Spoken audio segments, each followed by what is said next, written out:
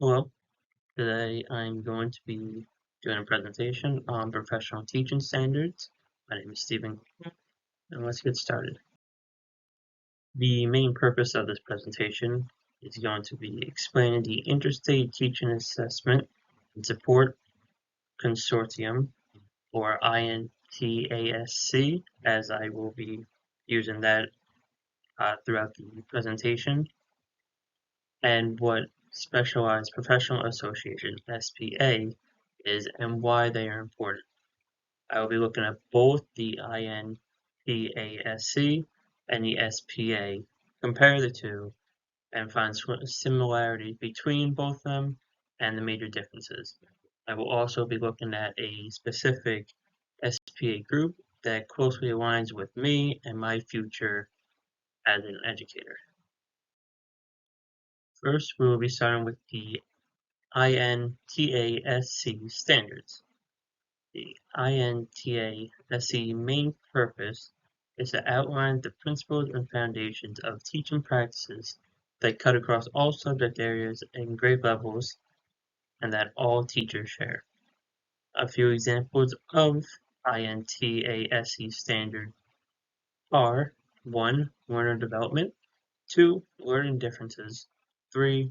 Learning environment, 4. Content knowledge, 5. Assessment, 6. Planning for instruction, 7. Application of content, 8. Instructional strategies, 9. Professional learning and ethical practices, 10. Leadership and collaboration. In INTASC teaching standards, in the general standards, is a general standard that can be applied to each subject. It is plain and straightforward, to the point, and it is exactly what we need it to do. Be straight, simple, so it's functional for every subject and every grade level. SPA standards is next. SPA standard stands for Specialized Professional Association, and it is described as a national organizer of teachers, professional education faculty, and/or other school professionals who teach a specific content area, teach students at a specific development learning level, teach students with specific needs, or provide service to students.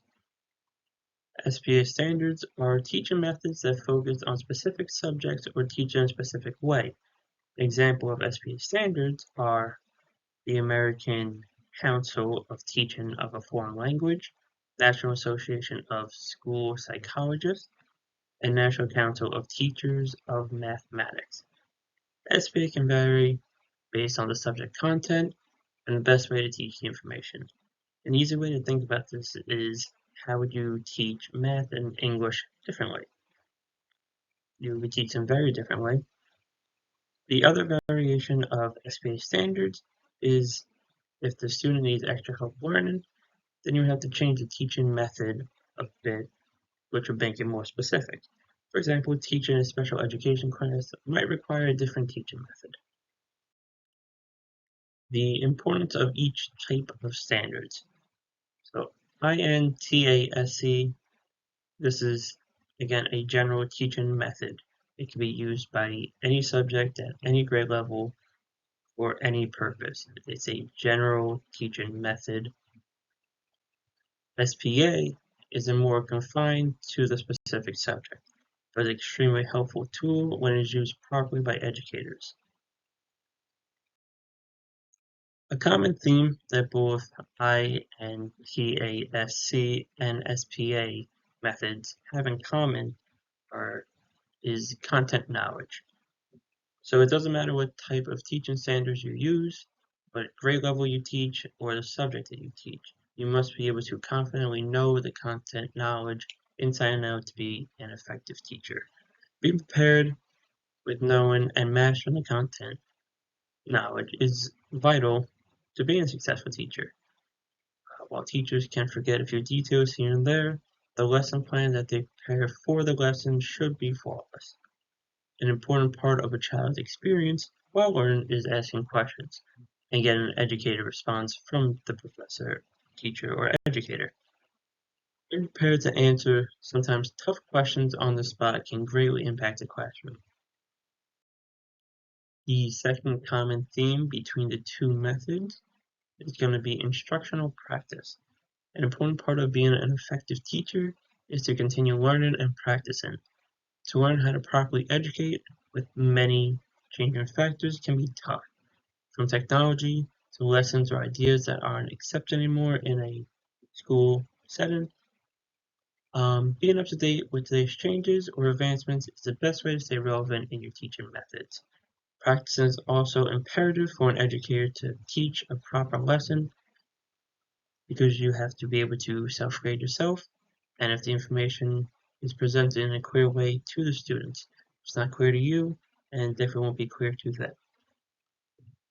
You're also able to correct any changes to the lesson plan or the test that may not be effective or distracting to the students before implementing it or handing out the test.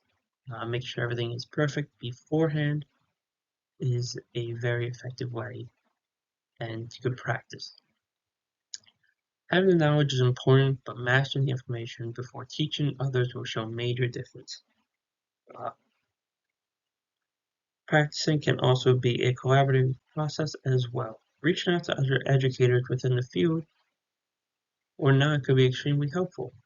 Practicing a lesson plan to them and figuring out what is effective and what is not, or simply having them proofread a test to make sure there isn't any spelling mistakes or incorrections.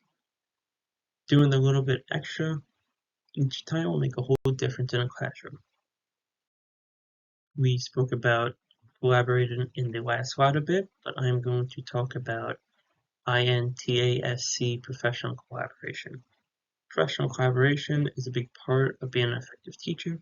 Reaching out for help or ideas can elevate a lesson plan tremendously. INTASC standards allow teachers to collaborate easier because it's a simple method. Everyone uses it and everyone can use it. So passing ideas between each other fits for any subject, any grade, any subject. Being able to collaborate between subjects just expands the possibilities of advancing the educational process. Just ideas about teaching methods, ethical practices, or different assessments can help amplify a student's learning. SBA professional collaboration is different, but very interesting, since collaborating with the SBA method is a bit more challenging because you are confined to your specific subject.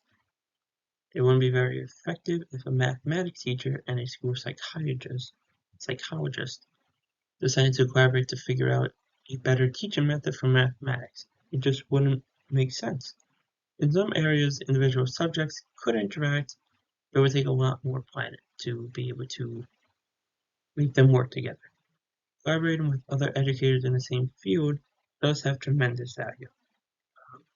You can implement a lot more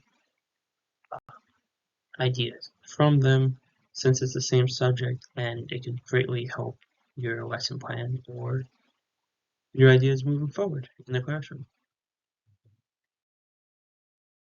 The one SPA group I will be talking about is the National Council for the Social Studies, the NCSS. The NCSS was founded in 1921 and has a wide reach around the world. It has members in all 50 states, the District of Columbia, and 35 countries. Their vision is a world in which all students are educated and inspired for lifelong inquiries and informed civic action. Social studies is such an important topic because it is our history as humans. It allows us to see our growth in humanity throughout many centuries on Earth. Being able to teach this and teach it properly is vital. History is fact, and when the topic is taught wrong, our past as a society is incorrectly written. While teaching methods are extremely important, a teacher's disposition is also vital for the educational process. As with certain personality qualities that make a teacher successful in the classroom, such as patience, understanding, and compassion, critical thinking demands that people have certain traits that allow them to think critically. Having a correct attitude and demeanor while in the classroom is imperative to a student's educational growth. Avoiding all biases that one might possess to do your job correctly and to the best of your ability. So many factors go into being a great teacher, but I believe having an effective teaching method and respectable disposition are top of the list of importance. These are my references. Thank you very much for sitting through my presentation. I hope you enjoyed it and have a great rest of your day. Thank you.